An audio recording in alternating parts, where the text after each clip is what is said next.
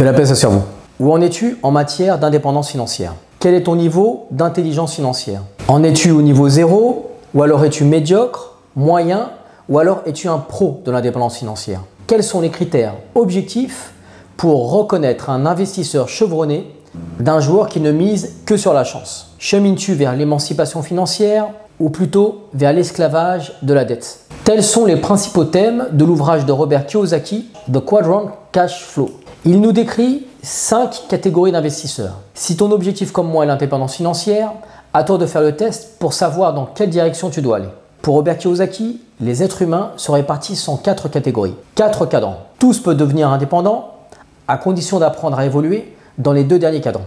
Commençons par le niveau 0, qui correspond plus ou moins à la catégorie de la population qui est totalement surdépendante sur le plan financier. Tu entres dans cette catégorie si tu n'as encore aucun actif. Aujourd'hui, 26 milliardaires possèdent plus que la moitié de l'humanité. Les 1% des plus riches possèdent 2 fois la richesse de 96% de la population. Comment expliquer cela? C'est ce que l'on appelle le transfert de richesse. La plupart d'entre nous dépensons tout notre argent pour enrichir les plus riches.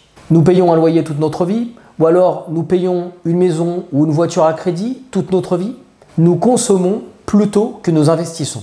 Même avec un bon salaire, la plupart d'entre nous sommes couverts de dettes. C'est-à-dire que même quand nous possédons une maison, une voiture, une télévision et même une piscine, eh bien ce ne sont que des passifs. C'est-à-dire que ce patrimoine, non seulement ne nous rapporte rien, mais nous coûte de l'argent chaque mois et chaque année. On pourrait même dire que cela nous appauvrit. Dès que nous recevons une augmentation, courons pour consommer plus, pour avoir une maison encore plus grande, une voiture encore plus grosse. Pour résumer, tous ceux qui n'ont pas été éduqués financièrement se croient riches parce qu'ils ne voient que leurs biens matériels, sans comprendre que tout cela a été acheté à crédit et constitue une dette. C'est typiquement le mode de vie de l'Américain moyen.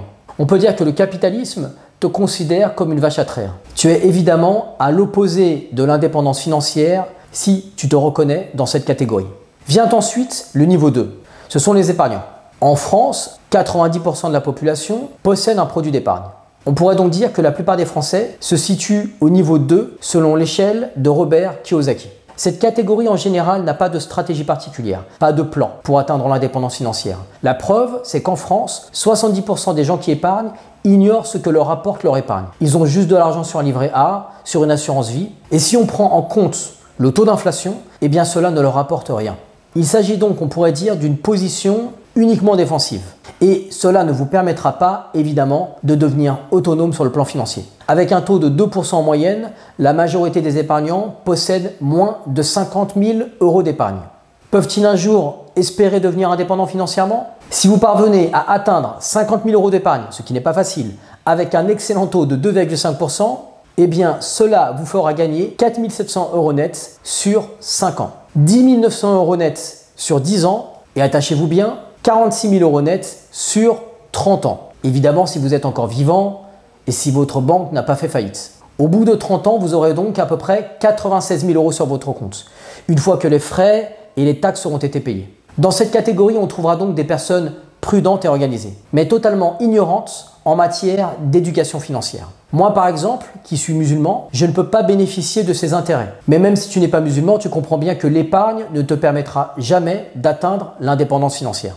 Le grand gagnant, ce ne sera donc pas toi, mais plutôt ta banque ou ton assurance qui investissent par exemple en bourse ou alors dans des projets qui leur apportent en général des rendements situés entre 10 et 25%. Ce qui signifie, si je prends la fourchette la plus basse, de 10% de rendement, qu'en 5 ans, ta banque aura gagné 30 000 € grâce à tes 50 000 € déposés. En 10 ans, elle en aura gagné 79 000. Et en 30 ans, accroche-toi bien, elle en aura gagné 820 000 grâce à la magie des intérêts composés. En effet, le rendement a une croissance exponentielle et non linéaire. De toute manière, d'après la Banque de France, 54% des épargnants disposent de moins de 20 000 € d'épargne. Intéressons-nous à présent au niveau 3 de l'échelle de Robert Kiyosaki. Mais les investisseurs de niveau 3 n'atteignent eux aussi jamais l'indépendance financière. Pire, il n'est pas rare qu'ils perdent tout du jour au lendemain. Cette catégorie d'investisseurs investit dans des instruments financiers parfois risqués comme les actions, les obligations, les fonds de placement, mais refusent, pour une raison ou pour une autre, d'investir sérieusement dans leur éducation financière. Leur culture financière se limite donc à la lecture de la presse spécialisée ou de l'écoute de conseils d'experts. Le problème, c'est que ces investisseurs se croient généralement plus malins que les autres, parce que bien souvent, ils savent plus de choses que la plupart des investisseurs de niveau 1 et de niveau 2. Cela leur permet de briller en société, mais au final, leur niveau d'expertise est extrêmement faible. Pensant en savoir assez, ils ne jugent pas bon d'investir dans l'essentiel, à savoir leur propre éducation financière. Quand les investisseurs de niveau 3 placent leur argent, ils le font un peu comme des joueurs au casino. Les investisseurs de niveau 2 considèrent que les investisseurs de niveau 3 prennent de gros risques. Et c'est le cas. Non pas que placer son argent en achetant des titres de propriété d'entreprise soit plus risqué que de placer son argent dans une assurance vie. En revanche, le faire sans connaissance réelle augmente effectivement le risque de perdre beaucoup en très peu de temps. Ce que les vendeurs de rêves du web ne vous diront jamais, c'est que 90% des traders perdent de l'argent. Effectivement, vous ne verrez presque jamais ce type d'investisseur devenir indépendant financièrement. On ne peut donc pas devenir un bon investisseur si on ne dépend que de son instinct ou alors des avis de son conseiller en bourse. Un autre élément qui distingue l'investisseur de niveau 4 et 5 des investisseurs de niveau 3 est que les investisseurs de niveau 3 tirent 80% de leurs revenus de leur salaire ou de leur travail. Par manque de culture financière, cette catégorie continue aussi à multiplier les passifs qui aspirent l'essentiel de leurs revenus. Si vous souhaitez passer au niveau supérieur, vous n'avez qu'une chose à faire: prendre l'investissement au sérieux et agir comme un professionnel en vous formant. Être indépendant sur le plan financier, cela signifie aussi être indépendant dans sa manière de collecter l'information, dans sa manière d'investir. Que vous vous êtes suffisamment formé pour être capable d'investir par vous-même. Nous arrivons maintenant à l'avant-dernier niveau, c'est-à-dire au niveau 4. À partir de là, Kiyosaki vous considère comme un investisseur confirmé. C'est le niveau que vous devez atteindre si un jour vous ne voulez plus dépendre de votre fiche de paye ni des aides de l'État. Ces investisseurs peuvent être salariés, entrepreneurs ou même étudiants. Ce qui les distingue des 3 autres types d'investisseurs, c'est leur autonomie et leur investissement en matière d'éducation financière. Ils tentent de s'affranchir de ce système de transfert de richesse parce qu'ils ont compris comment fonctionne le capitalisme. Eux aussi épargnent, mais ils placent rapidement leur argent pour acheter leur premier actif. Bref, plutôt que de dépenser leur argent pour s'acheter un appartement à crédit, une maison avec un jardin à crédit, une voiture à crédit, ils investissent dans quelque chose qui va leur procurer des revenus. Investir, comme le dit Robert Kiyosaki, c'est un peu comme jouer au Monopoly. 3 petites maisons vertes vous donneront un jour une grosse maison rouge. Si vous n'avez pas d'argent, commencez donc par une maison verte, c'est-à-dire un petit actif, 1000 € d'action, une place de parking, un appartement situé dans une petite ville dynamique où les prix sont encore abordables, comme je l'explique dans ma vidéo « Comment devenir propriétaire avec un petit salaire ».